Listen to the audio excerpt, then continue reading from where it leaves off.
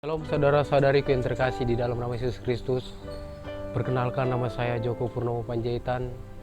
Pada tahun 2017, pada saat itu selesainya saya bersekolah dalam pendidikan SMA saya bingung mau kemana. Tuhan mengizinkan saya untuk mengikuti pelatihan misioneri tepat di Tanah Karo, Kutambelin. Ketika saya dalam pelayanan ini, saya diizinkan untuk melayani di field saya di Papua Barat, Teluk Bintuni. Keadaan di field saya itu ya tanah kering, sulit air, perjalanan untuk melawat sangat jauh, untuk bergereja juga jauh, dan juga pergi ke tempat-tempat yang dimana kami tuju itu orang-orang yang butuh pertolongan Tuhan melalui pekabaran firman Tuhan itu sangatlah jauh. Ketika saya di dalam pelayanan saya, ada hal yang sangat berkesan yang saya rasakan pada saat itu dengan partner saya. Posisinya di situ saya sendirian. Partner saya pergi ke kota, saya di situ pergi melawat dengan adik yang berada di tempat itu. Orang kampung di situ yang selalu bersama dengan saya, yang ikut pelayanan dengan saya. Saya di situ menyapa seseorang bapak. "Halo Bapak, selamat pagi." Bapak itu menjawab, "Apa kau? Kau siapa?" Dia mengarahkan tombaknya kepada saya. Saya ketakutan. Saya sangat takut. Tapi si adik mengatakan kepada saya, "Jangan takut kakak. Bapak itu tidak akan membunuh kakak." Tapi bapak itu semakin mengarahkan tombaknya kepada saya. Saya ketakutan. Tapi saya berdoa kepada Tuhan, saya harus bisa menghadapi ini. Padahal niat saya di situ cuma menyapa doang.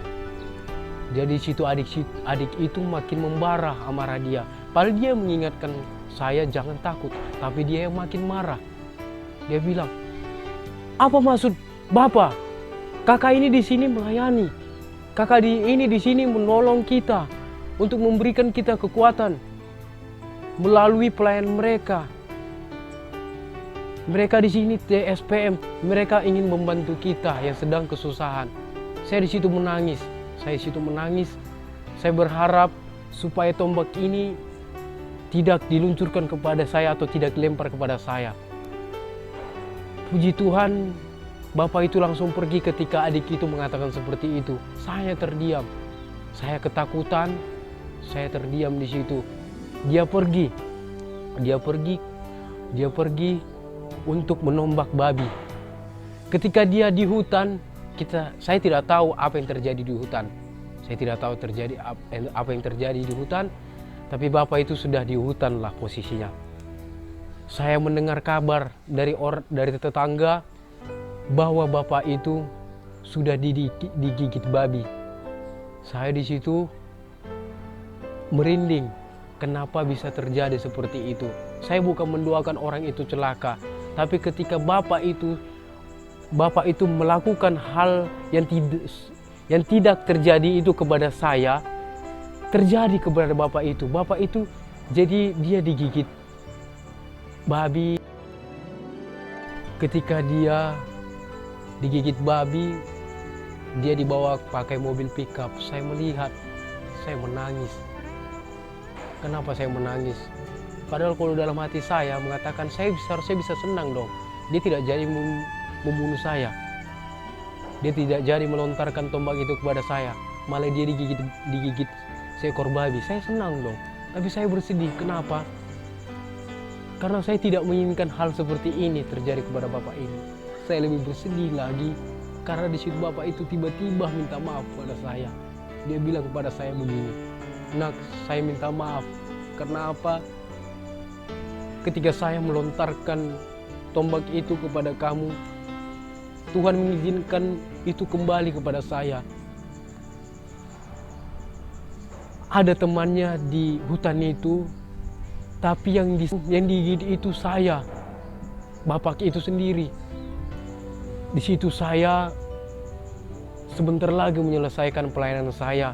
Saya belum sempat memenangkan Bapak ini, tapi saya percaya Tuhan akan menolong Bapak ini melalui orang-orang yang berada di tempat itu. Bapak itu mengatakan pada saya, "Terima kasih nak, karena kamu sudah melakukan yang terbaik buat Bapak. Kalaupun Bapak belum menerima apa yang kamu katakan kepada saya, kami di sini di tempat ini bersuka cita, terlebih dalam keluarga kami, karena kami menemukan tentara Yesus dan tenaga sukarela di tempat ini seperti kalian yang mau sabar. Semoga kami menemukan orang sama seperti kalian yang mau sabar menghadapi orang-orang seperti kami." Dari peristiwa ini ada satu pelajaran yang saya ambil untuk kita semua. Ketika kita mengalami pencobaan-pencobaan yang berat, Tuhan tidak akan pernah meninggalkan kita. Jangan takut, karena ketika kita benar-benar sungguh-sungguh melayani Tuhan, Tuhan akan menggunakan cara yang berbeda dalam memenangkan umat-umat Tuhan itu. Terlebih yang kita lihat yang kita baru dengar melalui pengalaman yang saya rasakan. Tuhan punya rencana memenangkan Bapak ini di dalam apa yang dia rasakan. Dalam Yesaya 41 ayat 10 mengatakan, "Janganlah takut sebab aku menyertai engkau. Janganlah bimbang sebab aku ini Allahmu. Aku akan meneguhkan, bahkan aku akan menolong engkau. Aku akan memegang engkau dengan tangan kananku yang membawa kemenangan." Jadi ayat ini mengajarkan kita dan mengingatkan kita untuk tidak takut dalam pekerjaan Tuhan, dalam pelayanan Tuhan dimanapun kita berada. Kiranya Tuhan memberkati. Amin.